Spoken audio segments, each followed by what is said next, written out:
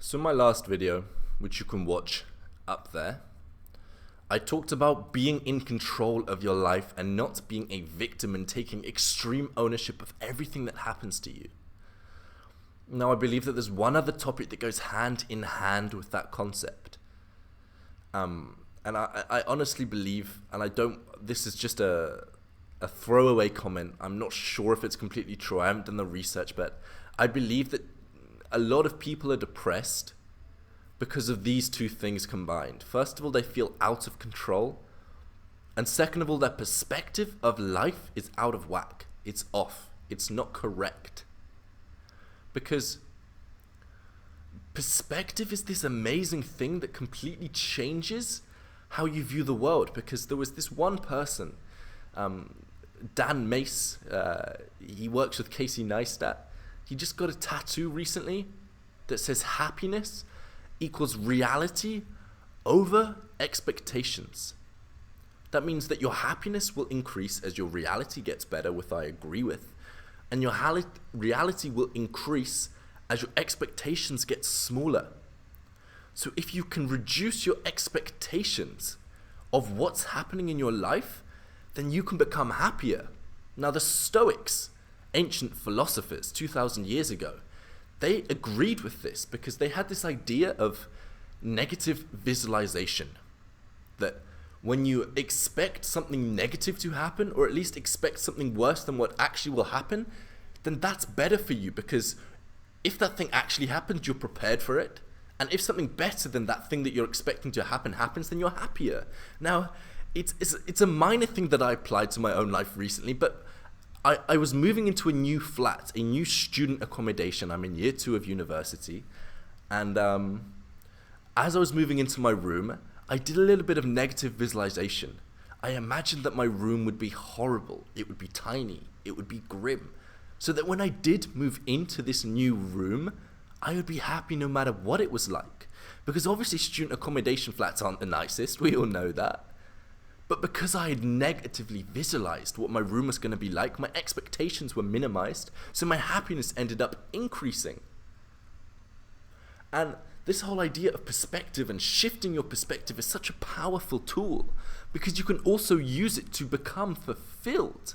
When I mentioned depression before, and if you recognize how lucky that you are, I, as someone who's not depressed, and I apologize if this is coming across as offensive, I struggle to empathize with people that are depressed. Because, and I don't mean people that have a chemical imbalance, I mean the people that are depressed because they're not doing much with their day.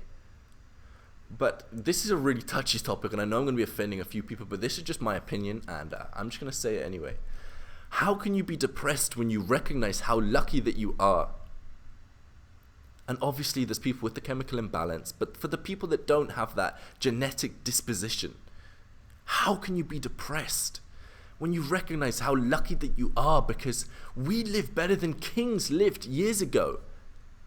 Henry VIII would feast because he had two different types of meat on his table. If we wanted, we could have 8 different types of meat on our table. We live better than kings lived a few hundred years ago. We are so lucky. We're lucky because we're human. Think of all the different species you could have been. You could have been a camel. Even if you were the best camel in the world, you wouldn't have as good as a life as you have as a human. It's true. The best camel, the happiest camel, isn't as happy as you could be. Isn't as lucky as you are.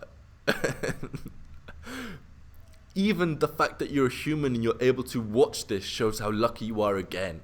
Shift your perspective, recognize how lucky you are, let gratitude flow through your body. And again, if you want to be grateful, you've got to focus on the things that you're grateful for. Because you get what you focus on, so focus on what you want to get. Focus on being grateful. Take out 5 minutes a day to spend that time focusing on the things that you're grateful for. And don't just think logically about what you're grateful for. Keep scanning your mind until you find something deep in your belly that you feel grateful. You get tingles in your belly. Do it now. Pause this video and think of one thing that you're actually grateful for. And don't stop looking till you feel it. Till you can feel it in your belly. How grateful that you are. And even shifting your perspective to recognize how menial that your problems are. Recognize that the problems that you think you're having are tiny in compared to other people's problems and into the problems that you could be having. And again, the Stoics had this exercise that Marcus Aurelius talks about, and they call it a view from above. And put in short, now I recorded myself doing this guided meditation. And I've got a recording that I listen to every other day, roughly every other day, when I want perspective in my life. I record myself talking through this guided meditation of doing this activity, and I'll go through roughly what it is now. But if you want to hear the raw, uncut version of this guided meditation that I use to gain perspective and to increase happiness in my life, then just let me know in the comments. But roughly this exercise is that you imagine yourself from a third picture view. You imagine your problems outside of what your problems are at the moment. You imagine that you're watching yourself from like a camera above you. And you see what your life is like from this outside, from this disconnected point of view. You recognize what your problems are and you just address them. You recognize what you're thinking about and you just address it. And then you zoom out a little bit further and you see everyone else in your house. And you recognize that these other people in your house, they have similar problems to you, your family. Recognize how interesting it is, this dynamic that you have between your family, how you're all interlinked, you all depend on each other, and just appreciate that. Then zoom out a little bit further onto your street and recognize that now there's about 100 people or so, and they all have similar problems to you. You're not so special after all. Everyone else has exactly the same problems. Everyone else walks around through their day completely in their head, dwarfed by thoughts. Everyone else has their own problems, their own anxiety. Everyone else is worried about their own little things. And recognize this, and then zoom out even further and keep doing this and keep doing this and keep doing this until you see the 7.5 billion people on this planet. It really puts it into perspective when you spend time on this. And let me know again if you wanna see that guided meditation. But all of this comes down to making sure that you stay calm no matter what's happening around you. And if you want to do that, then click the very first link in the description, because I've detailed to you how you can stay calm no matter what is going on around you. I've laid out the Stoic step-by-step process to staying calm no matter what's going on around you, so click the first link in the description. But I'll see you in tomorrow's video.